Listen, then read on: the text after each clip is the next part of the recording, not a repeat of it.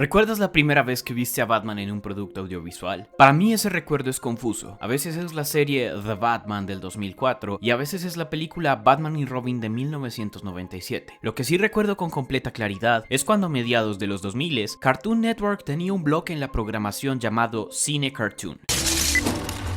Cine Cartoon comienza ahora por Cartoon Network, En el que pasaban desde películas clásicas hasta las más modernas como Billy y Mandy. Curiosamente, por ese entonces, el contenido de DC parecía bastante reducido en la programación, pero siempre lo sintonizaba con la esperanza de encontrarme con alguna película que fuese nueva para mí. Conocí películas como Teen Titans Misión Tokio, Batman contra Drácula y El misterio de Batimujer, pero la primera que me dejó un impacto sin precedentes fue Batman, la máscara del fantasma.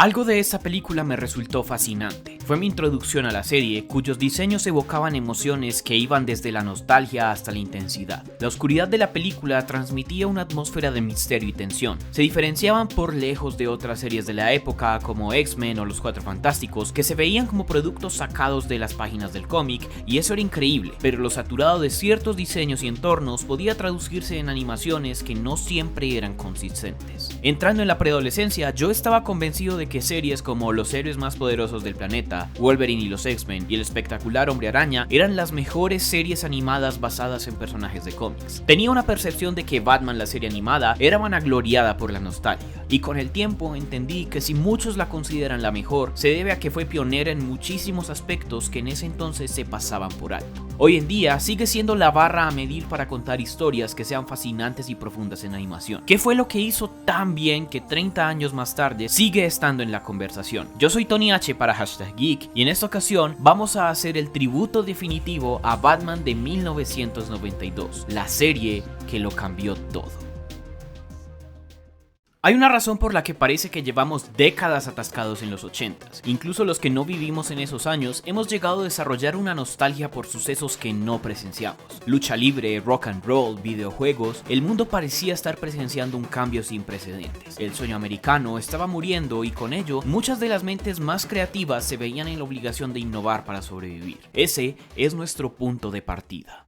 La animación en los 80s estaba dominada por Disney y Hanna-Barbera. En ese entonces era pensada para infantes de 2 años con la idea de que vendieran juguetes. Las series de animación eran comerciales que además debían ser aprobadas por el Congreso de los Estados Unidos. Las personas que trabajaban en la industria eran demasiado viejas o demasiado jóvenes. Hablamos de que el panorama tenía personas que habían trabajado en las primeras animaciones de Disney y jóvenes adentrándose en sus primeras producciones. Para ese entonces, la percepción general del público era a Batman como un personaje cómico, fruto de años y años de retransmisiones de la serie de Adam West, sumado a que la serie de los Super Amigos fue la introducción de estos personajes para muchísimas personas. Fue con The Killing Joke, Year One y The Dark Knight Returns que Batman recuperó su oscuridad, y con el estreno de Batman de Tim Burton y la percepción del público cambiando, fue que se acordó crear una serie para Fox Kids que fuese producida por Warner y no por Hanna-Barbera.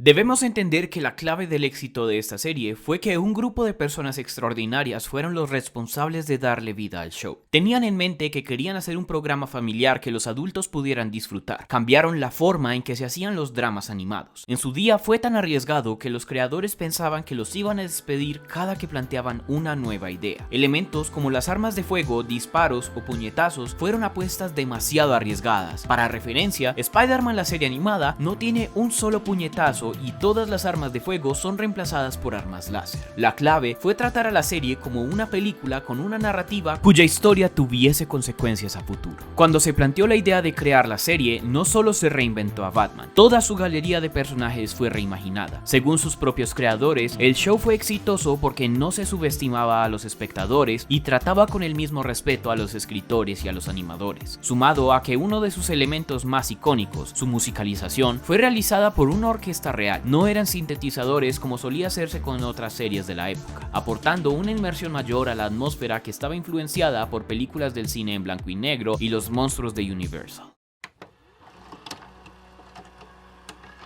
El desafío de crear la serie fue grande. Se le confió la responsabilidad de plantear ideas a Bruce Timm y Eric Radomski, que habían trabajado previamente en Tiny Toons. Se creía que la serie iba a ser similar a lo que se había hecho con las series más infantiles de los 70s, pero nada más alejado de la realidad. Timm y Radomski crearon personajes con diseños sencillos y escenarios dibujados con tiza sobre papel negro. La norma por aquellos años era realizarlo en papel blanco, por lo que fue novedoso, pues la idea era que la caricatura estuviese congelada en el tiempo, con una apariencia de la década de los 40 que tenía elementos modernos y futuristas de los 90. A este estilo le llamaron Dark Deco. Los diseños estaban inspirados en las historietas de Archie y las caricaturas de Hanna-Barbera de los 60. Lo que buscaban era que se viera diferente a los shows de la época, que parecían calcas del cómic que no se traducían bien en movimiento y animación, tomando además elementos del show animado de Superman en Technicolor de los 40 para darle una identidad distintiva. Los diseños sencillos en pro de la animación es un elemento que vimos funcionar años en el futuro. Otro de los elementos en los que esta serie fue pionera.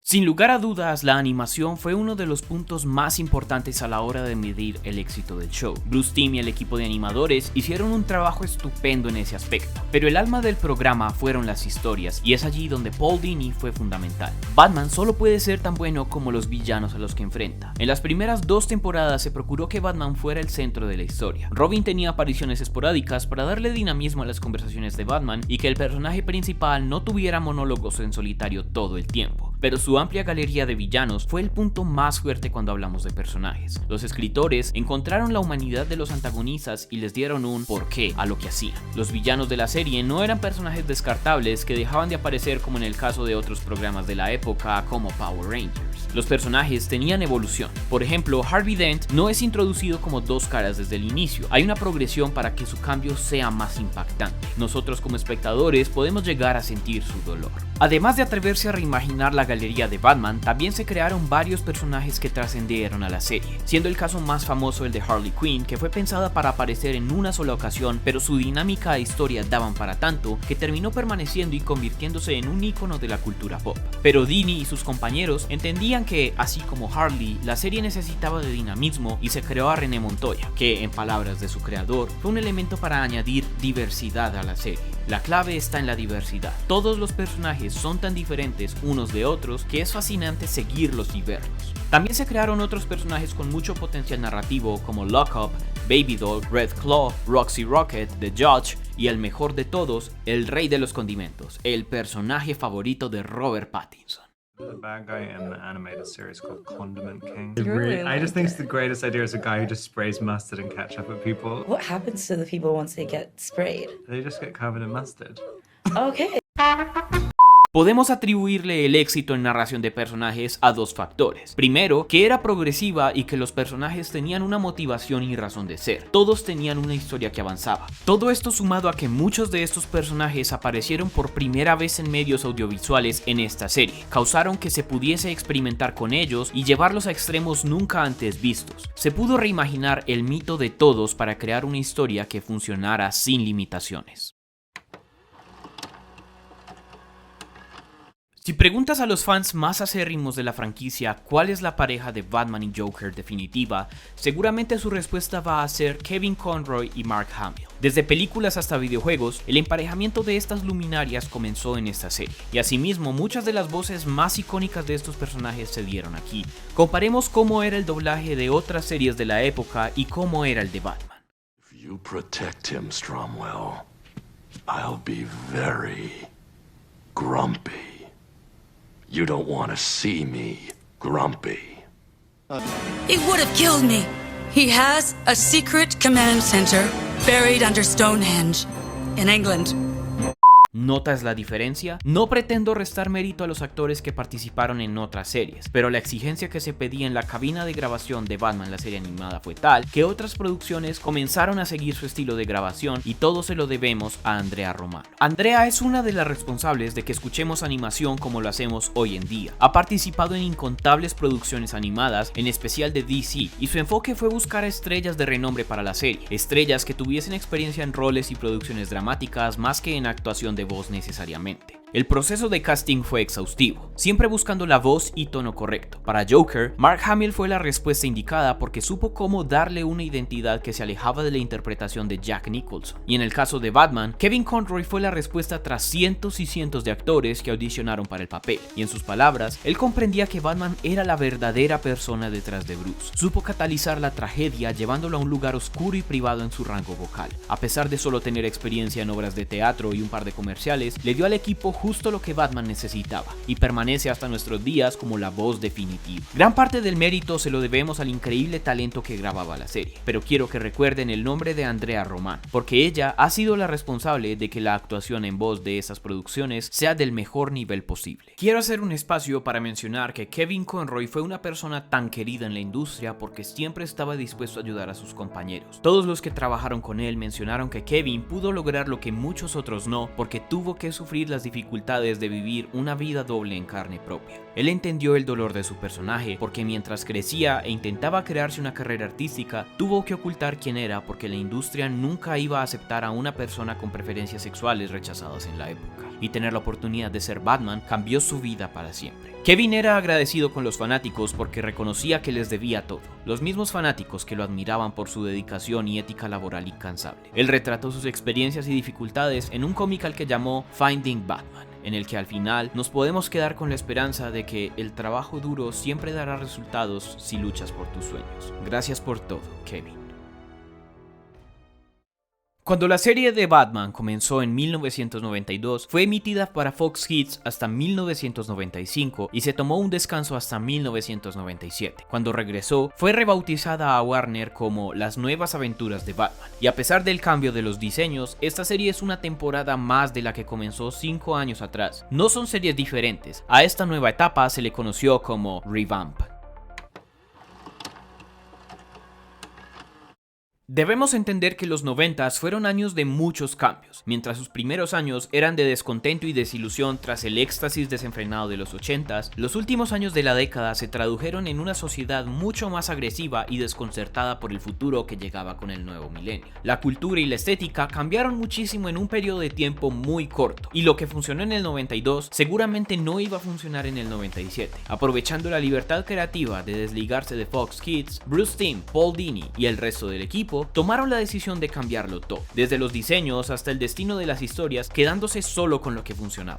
Los diseños más curvos de líneas contra ángulos se convirtieron en figuras estilizadas y puntiagudas. Algunos personajes cambiaron por completo y se aprovechó la oportunidad de darle un look más fresco a la serie. El rediseño buscaba corregir algunos errores del pasado, como el caso del espantapájaros, que pasó por varios cambios hasta llegar a este look aterrador en el que parecía más un ente sobrenatural. Algunos cambios llegaron para bien, como la nueva apariencia de Batgirl o el mismísimo Batman, pero muchas otras fueron cuando menos polémicas. Algunos cambios fueron justificados en cómics de la serie, otros como el Guasón nunca se explicaron y esperaron que pretendiéramos demencia. Afortunadamente ese diseño se corrigió en Batman Beyond. El equipo se equivocó y tuvo aciertos con esta temporada. Por momentos buscaron alejarse de la oscuridad de las primeras temporadas y quisieron integrar aún más a la Batifamilia para que tuviera peso en las tramas. La llegada de Tim Drake, que era una mezcla de las versiones de cómics de Tim y Jason Todd, la partida de Nightwing y la relación entre los miembros del equipo daba un buen augurio al futuro y potencial de más personajes. El rediseño fue polémico pero necesario. Con la llegada de nuevas tecnologías y los 2000 a la vuelta de la esquina, modernizar al mito era una obligación para sobrevivir al paso del tiempo.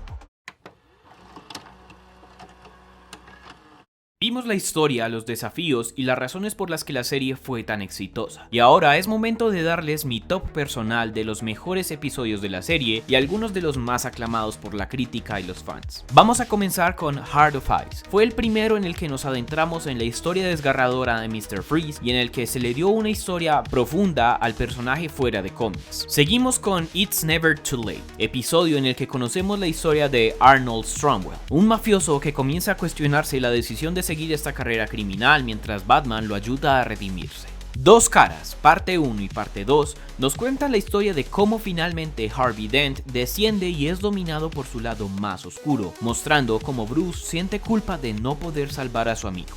The Strange Secret of Bruce Wayne nos muestra cómo Bruce es secuestrado por el Dr. Hugo Strange y este descubre que Bruce es Batman y se enfrenta a que su identidad quede expuesta. His Silicon Soul, uno de mis favoritos, es un capítulo en el que Batman tiene un clon robot que lo suplanta y lucha con él, que termina sacrificándose porque entiende qué representa el murciélago como héroe. Robin's Reckoning, parte 1 y parte 2, nos muestra a Robin siguiendo un caso que lo lleva a enfrentar al responsable de la muerte de sus padres y cómo lidia con la decisión de cobrar venganza o hacer justicia. Shadow of the Bat, parte 1 y parte 2, nos muestran cómo el comisionado Gordon es inculpado de un crimen que no cometió y cómo es que Bárbara toma la decisión de demostrar la inocencia de su padre convirtiéndose en Batgirl. Harlequinade es uno de esos episodios en los que se demuestra el potencial narrativo de Harley, mostrando cómo ayuda parcialmente a Batman y Robin para encontrar al Joker y evitar que estalle un artefacto explosivo. Never Fear, uno de los episodios que le da más protagonismo a Tim Drake, nos muestra cómo él decide enfrentarse a Scarecrow luego de que Bruce inhala el gas del miedo y queda imposibilitado de hacerle frente al espantapájaros. Mad Love,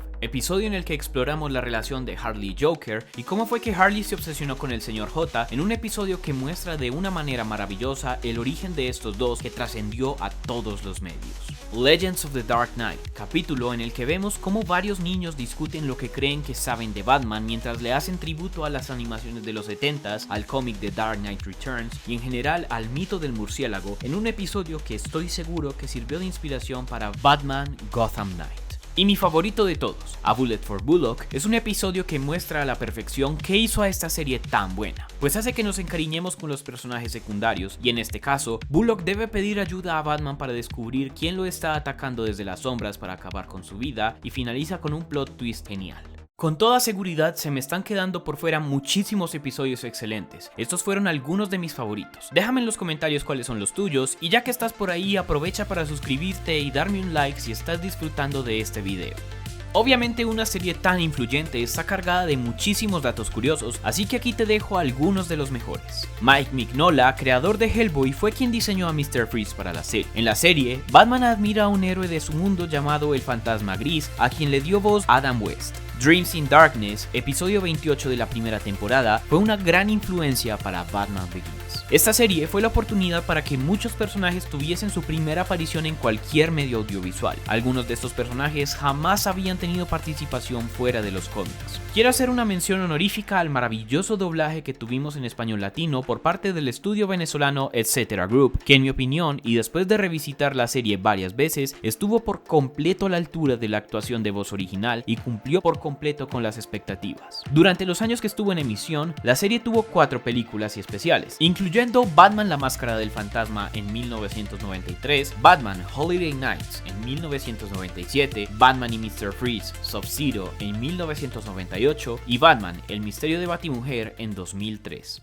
Lo he mencionado antes y lo digo de nuevo. Batman la serie animada ha sido tan trascendente porque tomó el mejor material de base que tenía en su época, creó nuevas historias igual de fascinantes y demostró que tomar en cuenta a los espectadores como un público que busca historias más conmovedoras es la clave para perdurar en el tiempo. El Cruzado Enmascarado es uno de esos héroes de cómics cuya identidad como luchador contra el crimen ofrece a los escritores y los artistas opciones infinitas cuando se hace apropiadamente. Bien o mal, es arbitrario. Cada historia añade un capítulo digno de contar que enriquece al mito de Batman.